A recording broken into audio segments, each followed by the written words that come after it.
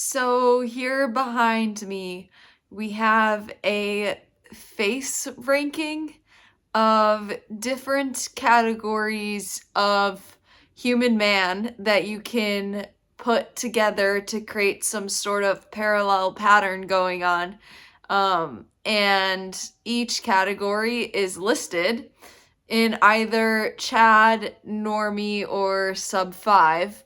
And basically, this YouTuber guy, you basically pay him or something of this nature to give a rating for your face.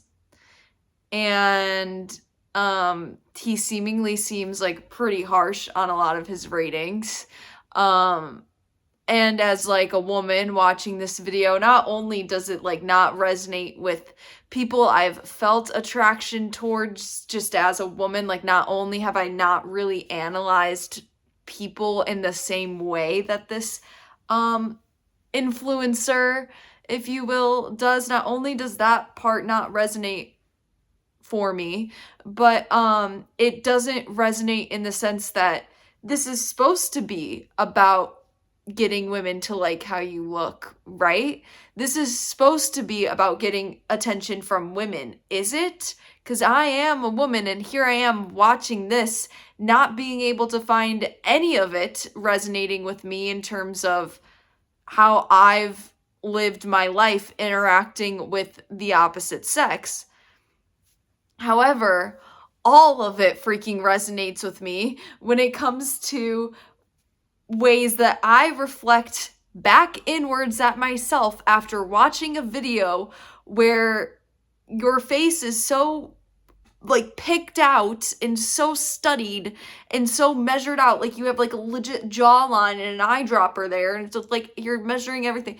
Like, what did I find about this crap that resonated so much for me is how much I do that crap to myself, and how much I've spent my whole life up until including now and will continue to have this body face dysmorphia. But what I'm trying to get across here is that as a woman, I have really poked and prodded and looked at myself to every degree at every angle, and I've hated it. And I get my eyebrows done twice every other week. Like, this can't, my eyebrows they don't see the sunlight unless they're done.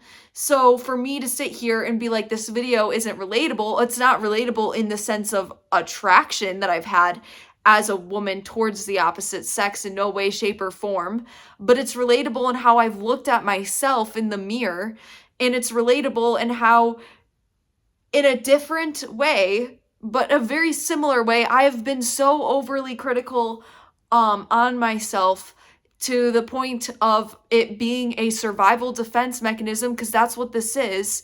This body dysmorphia, it's a survival defense mechanism that's actually really an anxiety disorder is the best way I can put it. But I'm not trying to diagnose anyone or anything like that, but I'm saying like the fundamental society that we live in today, in which like we think that in order to be loved or in order not to be abandoned, we have to look perfect. That when you look in the mirror, you don't just see a person, you literally see like parts of your skin that you feel is freaking blocking you just from being recognized. This is messed up. This is hard. And I'm no better than you, because I am and have dealt with throughout my whole life, and I'm still dealing with a crap ton of insecurity. And it's not even about the looks, because like, even like, you guys, try to looks max, okay? Just do it. Just try it. Try to looks max. By the time you've finished looks maxing, let's say you do it to like the top tier ways that you can do it. Let's say you get that plastic surgery, you do everything that you possibly can under the sun to look like, like a freaking Crest 3D whitening strips ad. As soon as you do all this crap to like look like somebody in that Colgate commercial, finally, by the time you're done effing looks maxing, guess what? You're already aging. Congrats. It's literally over if you're calling yourself a sub-5 male. Not because you're actually a sub-5 male, or not because a sub-5 male is this like intuitive category within human nature and human mating. That's not why it's over. That's not a thing. That's not what this is. This is body dysmorphia. It's over if you're calling yourself a sub-5 male, because it's over. You're not a sub-5 male. But if you're talking to yourself like that, well, you've basically dehumanized yourself. And this is only coming from a place of great pain. And I can't sit here and say that I'm any freaking better at it, because honestly, I don't know. And now are you probably thinking like, well, Amanda, you just proved to us the black pill. You're hyper fixated on your looks. This is just the dark side of human nature. We're all looks obsessed and all this like bull crap. Is that what you mean? That aren't you just admitting to the superficial dark side of the freaking black pill or whatever it is?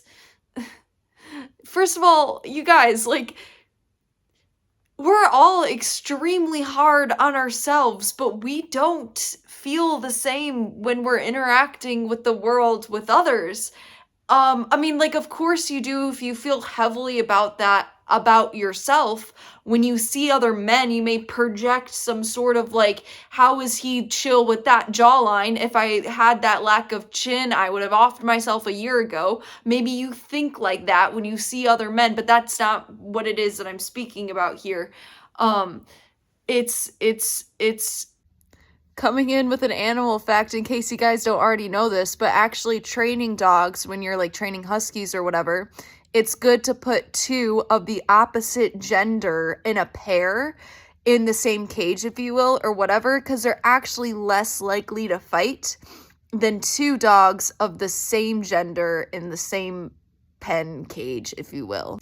I find this to be true too with humans. I actually think that the opposite sex perceives your flaws way less critically than you perceive your flaws within your own same sex, because it's the opposite. They're not used to your body. They can't like critique it in the same way because they're used to looking at a woman's body. So I can critique a woman's body in a much different, more intensified way than I could ever a man's. So I actually think that actually women and men just in general are actually going to be better off perceiving each other as an opposite sex than they would in the same sex.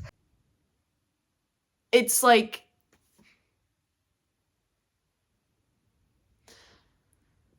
listen, a lot of the times where I literally felt like this person as opposed to that, at times that I never want to showcase on social media, because of course not, because who would?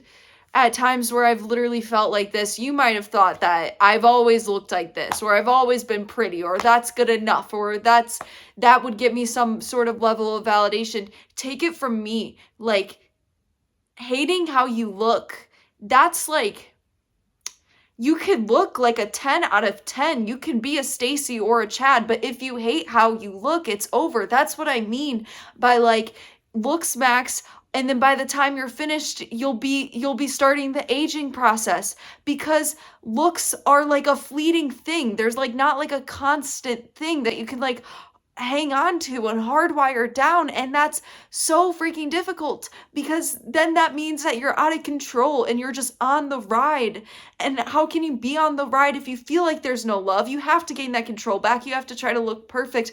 But even if you are looking perfect, you guys, none of the issues, none of the anxiety that creates this self-analyzation of one's face, that anxiety is still gonna be there. Even if you're symmetrical Chad jawline to the bone, it's not gonna fix you. It's not gonna make you happier. Even when I've looked as an attractive woman, if you want to call me that, or as an ugly, I guess also what I mean to say, the looks max journey might as well be called "It's never good enough." It's never going to be good enough. There will always be another flaw that you will perceive. There's just a never-ending amount of flaws. If it's not your eyes, it's your teeth, it's your nose, it's your skin tone in the winter versus your skin tone in the summer. Like, it can never be enough. Like, looks maxing is a never-ending sum game. Does that make sense?